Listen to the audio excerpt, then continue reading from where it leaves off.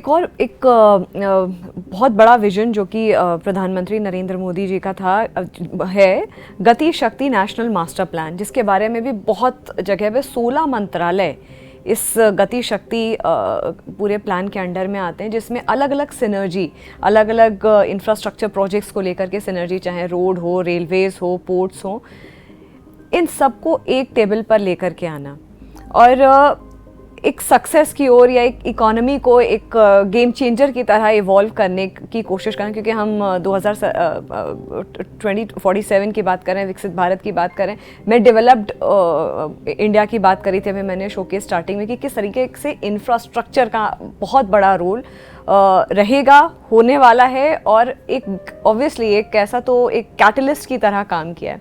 ऐसे में गति शक्ति मिशन जो है, ये मास्टर प्लान है, इसने कितना एक एफिशिएंट रोल प्ले किया है और इसमें क्या चैलेंजेस है? क्योंकि 16 मंत्रालयों को एक ही पेज पे लेकर के आना, काम कराना। नहीं, मुझे लगता है बिल्कुल जैसे मैंने कहा एक लार्जर विजन का ये पार्ट है। Now the next phase of development will have to be multi modal and well coordinated और एफर्ट्स। देखिए, हम रूटीन में अपने जीवन में देखते हैं, हमारे घर के पास का कोई रोड बनता है और 2-4 दिन बाद आके कोई सड़क खोद के उसमें से केबल डालता है या पाइपलाइन डालता है या वाटर की पाइपलाइन डालता है।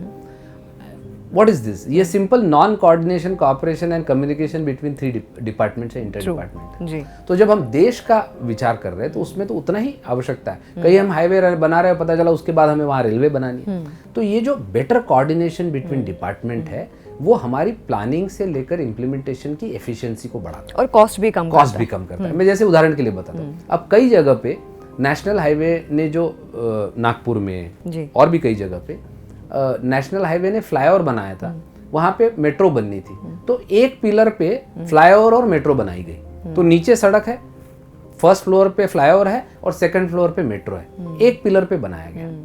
अब ये जो कोऑर्डिनेशन और इंटर डिपार्टमेंटल कोऑर्डिनेशन हुआ, उसका इम्पैक्ट क्या हुआ? हमारी कॉस्ट कम हुई। एक ब्रिज तो नागपुर में ऐसा है कि जहां नीचे रेलवे जाती है, उसके ऊपर सड़क है, उसके ऊपर मेट्रो है, ऐसे 3 लेयर की एक ही पिलर पे बना है। तो ये जो एफिशिएंसी है ये तभी आ सकती है जब इंटर डिपार्टमेंटल प्रॉपर कोऑर्डिनेशन हो। और मुझे लगता है पीएम गति शक्ति की जो कल्पना है, परिकल्पना जो माननीय प्रधानमंत्री ने की है, वो इसी दिशा में की है। और जो हम पहले लॉजिस्टिक्स कॉस्ट की बात कर रहे थे, उसमें भी मल्टी मॉडल का बहुत बड़ा योगदान है। जैसे वाराणसी में गंगा पे एक छोटा पोर्ट बनाया गया ताकि हमारी गुड्स और सर्विसेज गंगा की तरफ से जाए। वो इसलिए नहीं बनाया गया क्योंकि हमारे पास केवल गंगा है इसलिए उसको यूज करना है, बट अगर हम सड़क से अगर गुड्स को ट्रांसपोर्ट करते हैं तो अगर हमारा 1.5 रुपया पर किलोमीटर खर्चा है तो रेलवे में वो खर्चा हमारा आ जाता है 70-80 पैसे पे, और अगर हम वाटर ट्रांसपोर्ट से यूज करते हैं तो वो हमारा खर्चा आ जाता है 30-35 पैसे पे।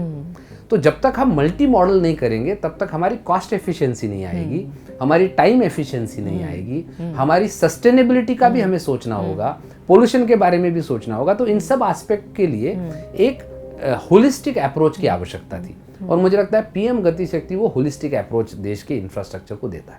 इसमें चैलेंजेस क्या रहे?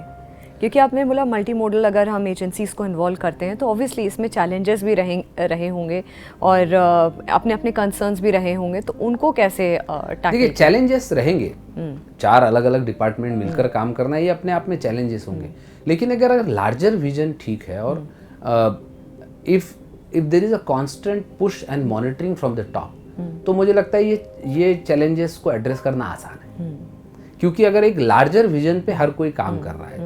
और मुझे लगता है पीएम गति शक्ति प्रोग्राम के तहत वो जो एक कॉमन प्लेटफॉर्म पे सबको लाना है, सारे डिपार्टमेंट्स को लाना है, उनकी थॉट प्रोसेस को लाना है। अब जैसे फॉर एग्जांपल जहाँ हाईवे बन रहा है वहाँ हमारा कम्युनिकेशन कॉरिडोर उसमें से जा सकता है, हमारे केबल्स जाने के लिए एक डक्ट बन सकता है जिसके माध्यम से पैरेलली इंफ्रास्ट्रक्चर खड़ा हो सकता है। नहीं तो हम बाद में एक केबल डालने के लिए सड़क खोदते हैं। जैसे आप अगर दिल्ली मेरठ एक्सप्रेसवे पे सेक्टर 62 के पास अगर आप गए होंगे तो वहाँ आपने देखा होगा वहाँ एक पिलर बीच में सड़क में डाला हुआ है, वो पिलर मेट्रो का है। मेट्रो आने वाले दिनों में उस रोड को क्रॉस करके जाने वाली है, लेकिन हाईवे बनाते समय मेट्रो से कोऑर्डिनेट करते हुए उस पिलर को डाला गया ताकि आने वाले दिनों में सड़क को फिर तोड़ना ना पड़े। सिमिलरली जब ये मेरठ एक्सप्रेसवे बन रहा था तो मुझे गांव का एग्जैक्ट नाम याद नहीं, शायद लाल कुआं या ऐसा कोई जगह है, वहाँ पे वाटर पीने के पानी की पाइपलाइन यूपी सरकार को डालनी थी,